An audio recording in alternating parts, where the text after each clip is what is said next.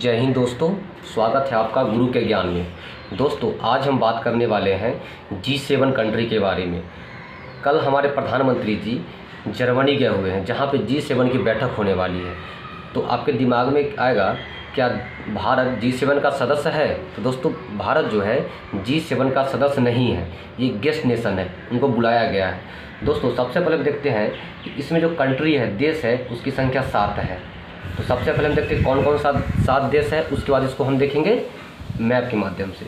तो सबसे पहले आता है कनाडा और USA। ये जो है नॉर्थ अमेरिका का देश है दोस्तों। कनाडा और अमेरिका, USA नॉर्थ अमेरिका का देश है।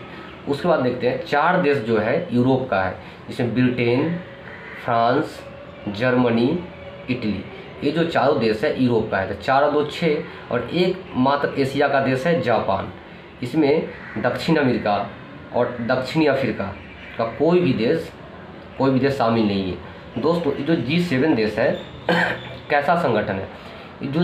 इसका जो विकसित देश है ना, जो काफ़ी डेवलप है, उसका समूह है, जो काफ़ी डेवलप है। ये सब आप देखते होंगे, Canada, USA, Britain, France, Germany, Italy, Japan, ये सब काफ़ी डेवलप है। उसके साथ हाई इकोनॉमी यानी प्रति व्यक्ति आय, मतलब वहाँ पे हर आदमी का जो आमदनी है ना बहुत है। अगर आमदनी ज़्यादा होगा तो लोगों का स्टैंडर्ड ज़्यादा होगा, गाड़ी बंगला, घर, खान पीना, सारा स्टैंडर्ड अच्छा होगा। तो वैसे 7 कंट्री है जिसको हम G7 बोलते हैं। तो ये जो 7 कंट्री है, इसको हम मैप के माध्यम से पहले देख लेते हैं।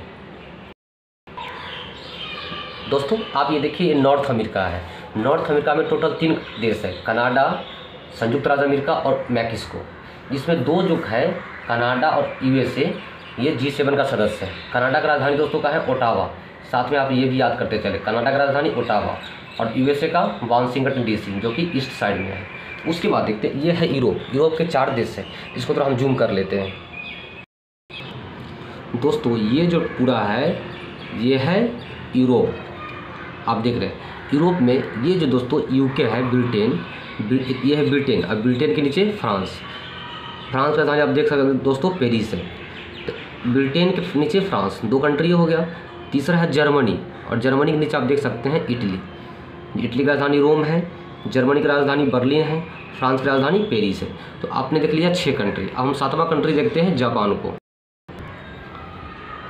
दोस्तों ये देखिए, ये आपका जापान, जिसके पश्चिम में पड़ता है नॉर्थ कोरिया, साउथ कोरिया, और पूरब में ये है प्रशांत महासागर।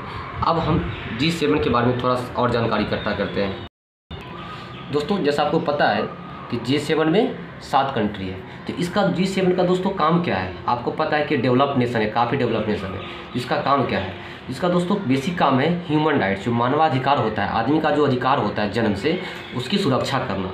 और दूसरा होता है डेमोक्रेसी और कानून का शासन, मतलब जहाँ डेमोक्रेसी हो और वहाँ कानून का शासन हो, इसकी रक्षा करना। अब देखेंगे जो 7 देश है, सब में डेमोक्रेसी है, कानून का शासन है, और ये डेवलप कंट्री है। तो दोस्तों आपके दिमाग में एक चीज़ और उठेगा, अगर आप डेवलपमेंट की बात करते हैं तो चाइना विश्व में दूसरी अर्थव्यवस्था है। चाइना जो है, चाइना वर्ल्ड में 2nd अर्थव्यवस्था रखता है। अमेरिका के बाद चाइना का यह स्थान आता है। लेकिन चाइना G7 का सदस्य क्यों नहीं है? चाइना का जो जनसंख्या दोस्तों पूरे वर्ल्ड में 1st स्थान रखता है, और इसका जो इकोनॉमी है ना, पूरे वर्ल्ड में 2nd स्थान पे है। तो इकोनॉमी तो उसका 2nd स्थान पे है, लेकिन क्या है, जनसंख्या बहुत ज़्यादा है, जिसके कारण प्रति व्यक्ति आय कम है। प्रति व्यक्ति आय कम रहेगा तो फैसिलिटी कम होगा। लेकिन उसमें बोला गया G7 में कि प्रति व्यक्ति आय ज़्यादा होना चाहिए, ताकि लोगों का स्टैंडर्ड अप होना चाहिए। इसके कारण चाइना को इसमें सदस्यता नहीं दिया गया है। दोस्तों क्या इंडिया इसका सदस्य है? दोस्तों इंडिया इसका भी सदस्य नहीं है। इंडिया को गेस्ट नेशन के तौर पर 2019 से बुलाना स्टार्ट हुआ, क्योंकि इंडिया का जो छवि है पिछले 2-4-5 साल में मोदी जी जब से आए हैं तब से काफ़ी बढ़ गया है। इस वजह से जब से मोदी जी आए हैं तब से इनको गेस्ट नेशन के तौर पे बुलाया जाता है। जैसे गेस्ट नेशन के तौर पे ऑस्ट्रेलिया, जापान तो सदस्य है, साउथ कोरिया, साउथ अफ्रीका, ये सब बुलाया जाता है। दोस्तों अगर ये वीडियो आपको इन्फॉर्मेटिव लगे तो आप इस चैनल को लाइक और सब्सक्राइब जरूर से जरूर करें। धन्यवाद।